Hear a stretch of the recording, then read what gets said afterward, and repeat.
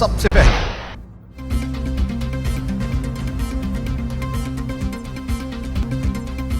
अस्सलामुअलैकुम, आप देख रहे हैं टीवी टुडे और मैं हूं जवाद बाकिर। हेडलाइंस आपने मुलाहिजा की और अब खबरों की तफसीलात। कोर कमांडर्स ने अपने अज़्म को दोहराते हुए कहा कि लाइन ऑफ कंट्रोल पर भारतीय हमलों से आबादी को बचाने के लिए हर कदम उठाया जाएगा। भारत बलूचिस्तान, आज़ाद कश्मीर, गिलगित बिल्तिस्तान को अदम इस्तेहकाम का शिकार करना चाहता है। Army chief general Qamar Javed Bajwa की ज़ेर सदारत कोर कमांडर्स कॉन्फ्रेंस हुई। Army chief general Qamar Javed Bajwa ने अपने भरपूर अज़्म का इजहार करते हुए कहा कि पाक फौज रियासती इदारों और कौम की हिमायत से अंदरूनी और बैरूनी चैलेंजेस पर काबू पा लेगी। पाक फौज कोरोना सूरत हाल से निमटने के लिए कौमी कोशिशों की भरपूर हमायत करेगी। आर्मी चीफ का कहना था कि भारत पाकिस्तान बिलखसूस आज़ाद कश्मीर में दहशतगर्दों की माली मुआवनत कर रहा है। किसी भी जारहियत से मुल्क को महफूज रखा जाएगा। पाकिस्तान और पाकिस्तानियों के लिए अमन का क़याम हमारा फर्ज है। कोर कमांडर्स कॉन्फ्रेंस के एलामिये के मुताबिक इजलास में मुल्की, दाखिली और खारजी सिक्योरिटी, इलाकाई अमूर, स्ट्रेटेजिक सूरत हाल पर बातचीत की गई। लाइन ऑफ कंट्रोल पर भारत की जानिब से सीज फायर की खिलाफ वर्जियों, आरसी पैक के खिलाफ भारतीय साजिशों, दहशत गर्दों की माली मुआवनत के सबूतों का जायजा लिया गया। वफाकी काबीना ने ज्यादती के वाकयात में मुलव्वस मुजरमों की सख्त सजाओं पर मुश्तमिल सिफारिशात की असूली मंजूरी दे दी। वजीर आजम ने ज्यादती के मुजरमों को नामजद करने का कानून लाने की भी मंजूरी दे दी।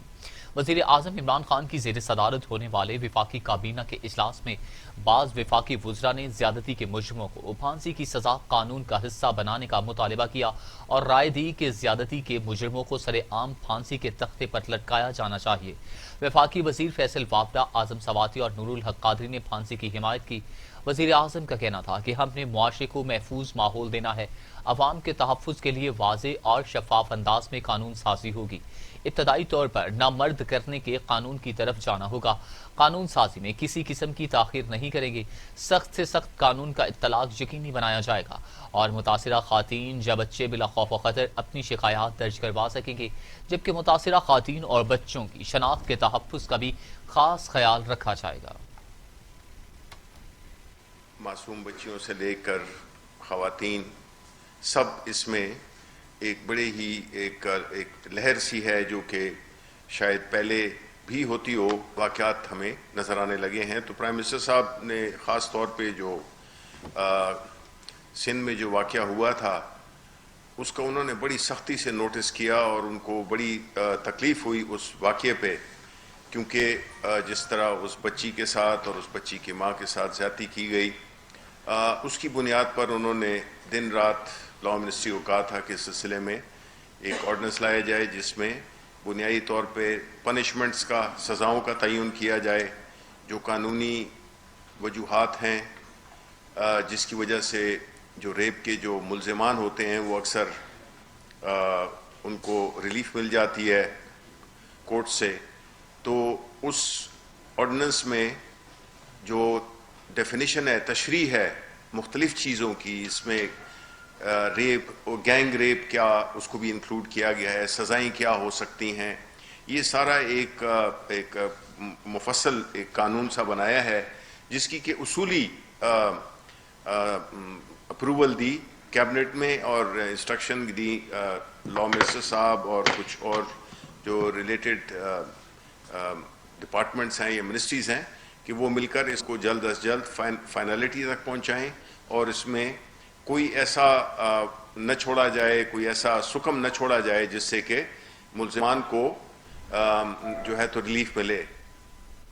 पंजाब काबीना ने शहबाज शरीफ और हमजा शहबाज को 5 रोज के लिए पेरोल पर रिहा करने की मंजूरी दे दी। वज़ीर आला सरदार उस्मान बाजार की जेर सदारत इजलास में शहबाज शरीफ और इनके साहिबजादे की जानिब से दी जाने वाली दरख्वास्त पर गौर किया गया और इंसानी बुनियादों पर इनके 5 रोज के लिए रिहाई की मंजूरी दे दी गई। पेरोल पर रिहाई मैयत के पाकिस्तान पहुंचने के वक्त से शुरू होगी। दूसरी जानिब नवाज शरीफ की वालिदा का जस्ते खाकी जुमेरात को लंदन से पाकिस्तान रवाना किया जाएगा, जो हफ्ते की सुबह लाहौर पहुंचेगा। मरहूमा बेगम शमीम अख्तर की तजहीज़ और तकफीन के लिए तमाम तर इंतजामात कर दिए गए। नमाज जनाजा के वक्त और मुकाम का ऐलान जल्द किया जाएगा। चौधरी शुजात हुसैन, चौधरी परवेज़ इलाही और आसफ जरदारी ने मियां नवाज शरीफ से टेलीफोनिक राबिते करके इनकी वालिदा के इंतकाल पर इजहार ताज़ियत किया। چودھری برادران نے نواز شریف سے ان کی والدہ کے انتقال پر اظہار افسوس کیا۔ نواز شریف نے چودھری شجاعت حسین کی صحت کے بارے دریافت کیا۔ چودھری شجاعت کا کہنا تھا کہ آپ کی والدہ انتہائی ملنسار اور شفیق خاتون تھی اور ہمیشہ بہت پیار سے پیش آتی تھی۔ چودھری شجاعت حسین اور چودھری پرویز الہی نے نواز شریف کی صحت کے بارے میں بھی ان سے دریافت کیا۔ بلاول کے سیاسی مشیر جمیل احمد سومرو کا کورونا ٹیسٹ مثبت آ گیا۔ بلاول نے جمیل سومرو کی رپورٹ کے بعد خود کو قرنطینہ کر لیا۔ بلاول بھٹو زرداری اپنی ٹیسٹ رپورٹ کے منتظر ہیں۔ بلاول کے سیاسی مشیر جمیل احمد سومرو کا کورونا ٹیسٹ مثبت آ گیا۔ بلاول نے جمیل سومرو کی رپورٹ کے بعد خود کو قرنطینہ کر لیا۔ بلاول بھٹو زرداری اپنی ٹیسٹ رپورٹ کے منتظر ہیں۔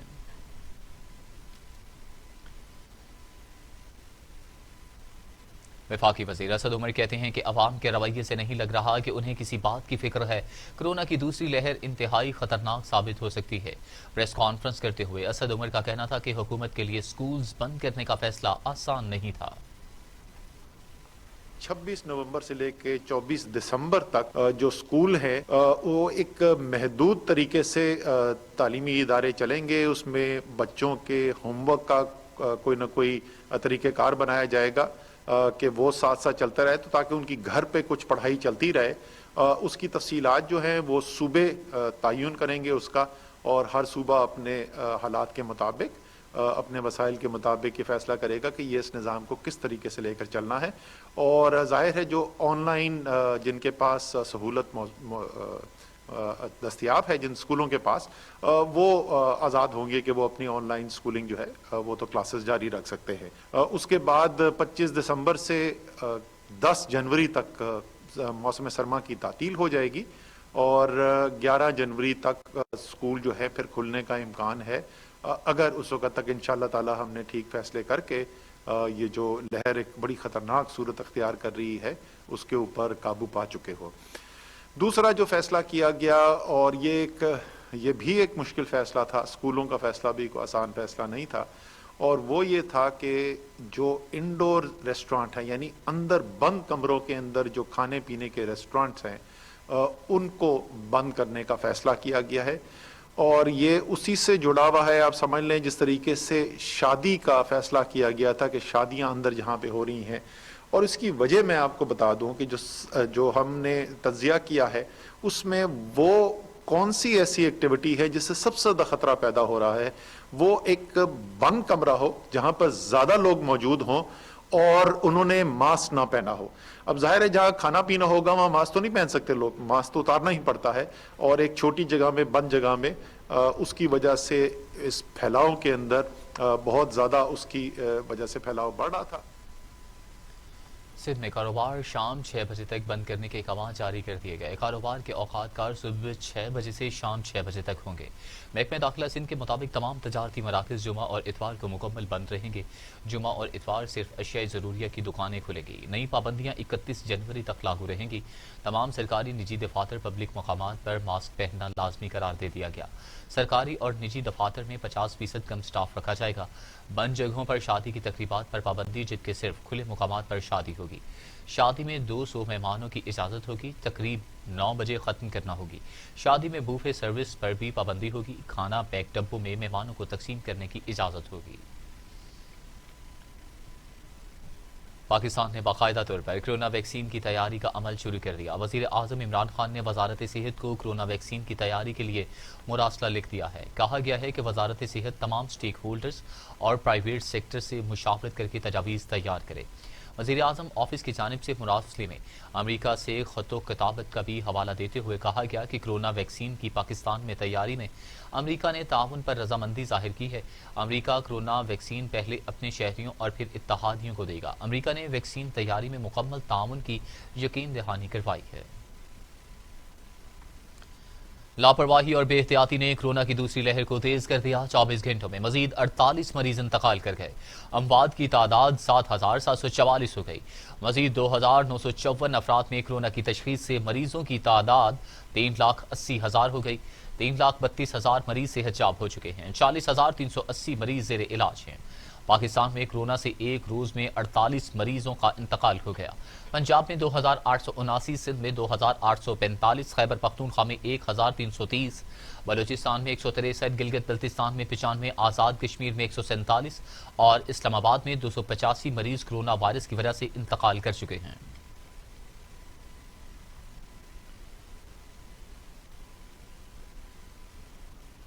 दुनिया भर में कोरोना से हलाकतों की तादाद 14,04,000 हो गई। मरीजों की तादाद 5,97,00,000 हो गई। 4,13,00,000 मरीज सेहतयाबी हो चुके हैं। मौजी कोरोना वायरस के वार जारी हैं अमेरिका और यूरोप में। ताहाल कोरोना को कंट्रोल ना किया जा सका।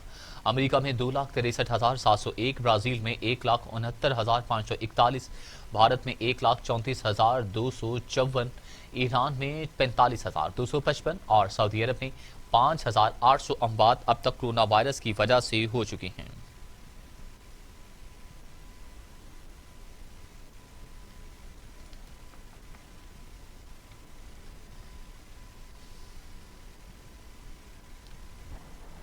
मजीद खबरें इस ब्रेक के बाद।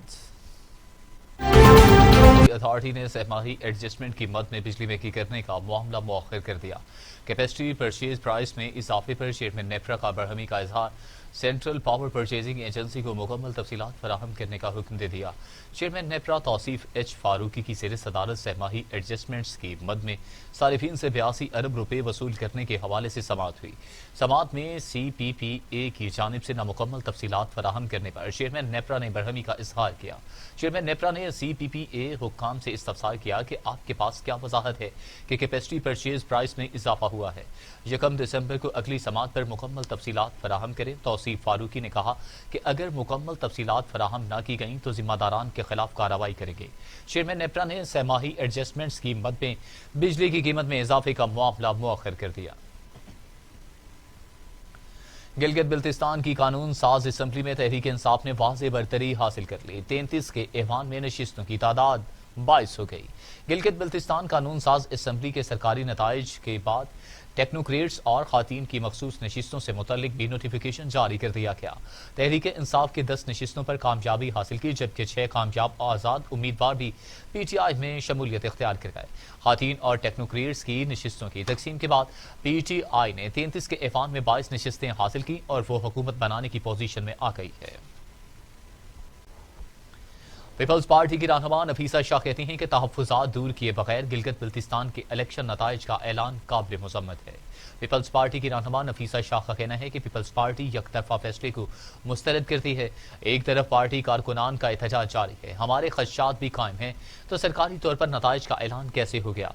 इलेक्शन कमीशन के फैसले से पीपल्स पार्टी के धांधली से मुतल्लिक खदशात दुरुस्त साबित हो गए हैं। चीफ इलेक्शन कमिश्नर की जानिब से नताइज का ऐलान विफाक के दबाव का नतीजा है। इलेक्शन कमीशन और विफाक की मिली भगत भी खुलकर सामने आ गई है।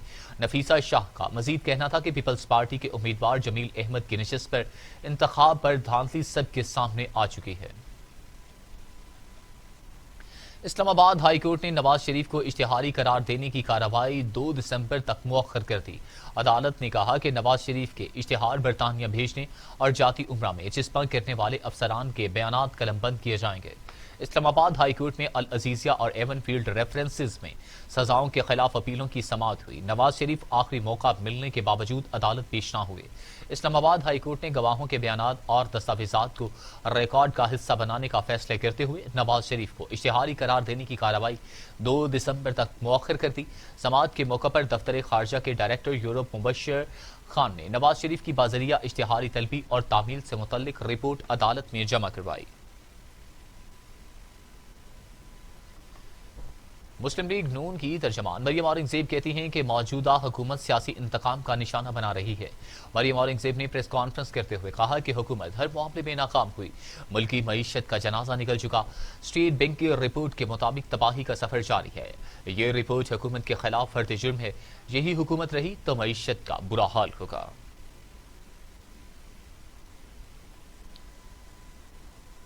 And now today's international.